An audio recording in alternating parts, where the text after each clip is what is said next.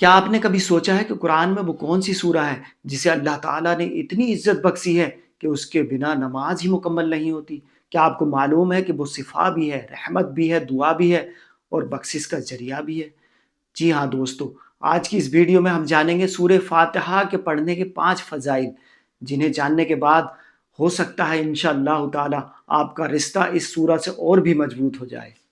سب سے پہلے یہ سمجھ لیجئے کہ سورہ فاتحہ قرآن مجید کی سب سے پہلی سورہ ہے اور اس میں 7 آیتیں ہیں، لیکن اس کا مقام اتنا بلند ہے کہ اسے ام القرآن کہا گیا، یعنی قرآن کی بنیاد بتایا گیا۔ دوستو، اس کے بنا نماز مکمل نہیں ہوتی۔ سب سے پہلا فائدہ ہے اللہ سے رشتہ مضبوط ہونا۔ دوستو، جب بندہ سورہ فاتحہ کی تلاوت کر رہا ہوتا ہے تو وہ اللہ تعالیٰ کی ثنا بیان کر رہا ہوتا ہے۔ یہ صرف تلاوت نہیں بلکہ اللہ تعالیٰ سے اپنا رشتہ مضبوط کرنا ہے۔ اللہ تعالیٰ ہر آیت میں اپنے بندے کے جواب کا ذکر کرتا ہے۔ سوچئے، جب آپ سورہ فاتحہ پڑھ رہے ہوتے ہیں تو اللہ تعالیٰ آپ کی بات سن رہا ہوتا ہے۔ تو یہ اللہ تعالیٰ سے رشتہ مضبوط ہونے کا ایک بہت اچھا ذریعہ ہے۔ فائدہ نمبر 2 کی بات کریں تو سورہ فاتحہ سورہ شفا بھی ہے۔ دوستو، ایک بار ایک صحابی رسول صلی اللہ علیہ وسلم نے ایک ایسے شخص پر دم کیا کہ جسے زہریلے جانور نے کاٹا تھا۔ سورہ فاتحہ پڑھ کر اس پر دم کر دیا، اللہ تعالیٰ نے اسے شفا عطا فرما دی۔ تو اس سے ہمیں یہ معلوم ہوتا ہے کہ سورہ فاتحہ سورہ شفا بھی ہے، یہ ایک شفا کا ذریعہ بھی ہے۔ اس لیے سورہ فاتحہ کو ہمیں ہر وقت اپنے لبوں پر سجانا چاہیے۔ فائدہ نمبر 3 کی بات کریں تو سورہ فاتحہ رحمت اور برکت کا سبب بنتی ہے۔ دوستو، اگر کوئی بندہ سورہ فاتحہ کو توجہ کے ساتھ پڑھے تو اس کے دل کو سکون ملتا ہے۔ اگر سورہ فاتحہ کو گھر میں لگاتار پڑھا جائے تو گھر میں رحمت نازل ہوتی ہے اور برکتوں کا ماحول بنتا ہے۔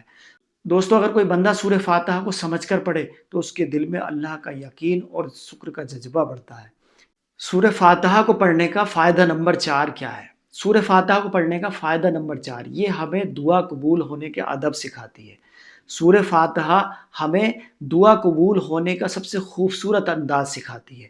سب سے پہلے اللہ کی ثنا، پھر اس کے رحمتوں کا ذکر اور پھر اس کے بعد اپنی دعا، یعنی کہ اے اللہ ہمیں سیدھے راستے چلا۔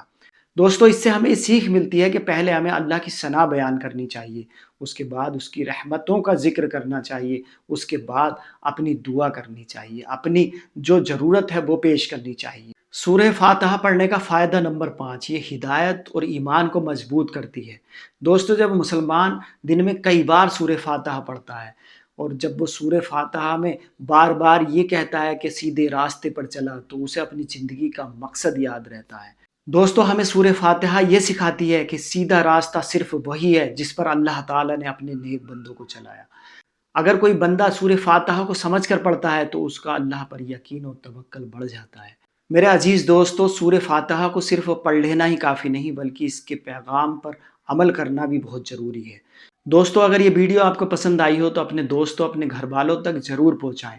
ویڈیو کو شیئر، لائک کریں اور چینل کو سبسکرائب کریں۔ پھر ملیں گے اسی طریقے کی ویڈیو کے ساتھ۔ السلام علیکم ورحمۃ اللہ وبرکاتہ۔